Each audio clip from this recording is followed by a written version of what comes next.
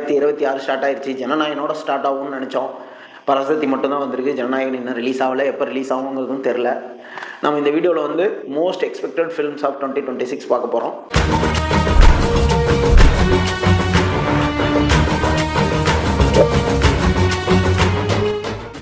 அதில் ஜனநாயகனை ஃபஸ்ட்டில் வச்சிட வேண்டியதான்.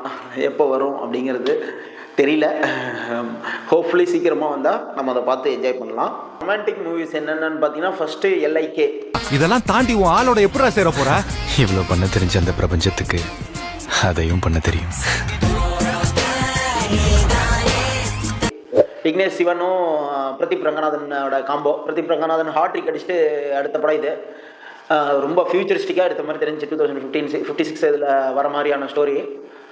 பார்ப்போம் என்ன பண்ணியிருக்காங்க அப்படின்னு. இதே முரளி, நம்ம அதர்வா வந்து ரொமான்டிக் நாயகன் முரளியோட பேரை வச்சு ஒரு ரொமான்டிக் மூவி வருது, இதே முரளி. அது இந்த வருஷம் ஒரு மோஸ்ட் எக்ஸ்பெக்டட் ரொமான்டிக் ஃபிலிம்னு சொல்லலாம். அடுத்தது வித் லவ். எனக்கு ஒரு ஐடியா. உங்கள் லைஃப்பில் ஒரு அன்எக்ஸ்பெக்ட் லவ் இருக்குது, ஏன் லைஃப்லேயும் இருக்குது. நம்ம 2 பேரையும் அவங்கள கண்டுபிடிச்சி அவங்கள்ட்ட ப்ரப்போஸ் பண்ணக்கூடாது? போலாமா? இந்தியாக்குள்ள எங்க இருந்தாலும் கண்டுபிடிக்கிறோம், கண்ணை பார்க்கிறோம், காதல சொல்றோம், திரும்ப வந்து கல்யாணத்தை பண்றோம். ரொம்ப டாக் ஆஃப் தி டவுனாக இருக்கிற டூரிஸ்ட் ஃபேமிலி டைரக்டர் வந்து ஹீரோவாக இன்ட்ரடியூஸ் ஆகிற ஃபிலிம். அந்த படமும் இந்த வருஷத்தோட மோஸ்ட் எக்ஸ்பெக்டட் ரொமான்டிக் மூவிஸில் இருக்குது. இதில் வந்து 3 படமுமே February 14 ரிலீஸ் ஆகும்னு எதிர்பார்த்தோம். இதில் 2 படம் தள்ளி போகுது. LIKவும் இதே முரளியும் வர February 14 அப்போ வித் லவ் கன்ஃபார்மாக வருது. மற்ற 2 எப்போ வருதோ அப்போ போய் பார்ப்போம்.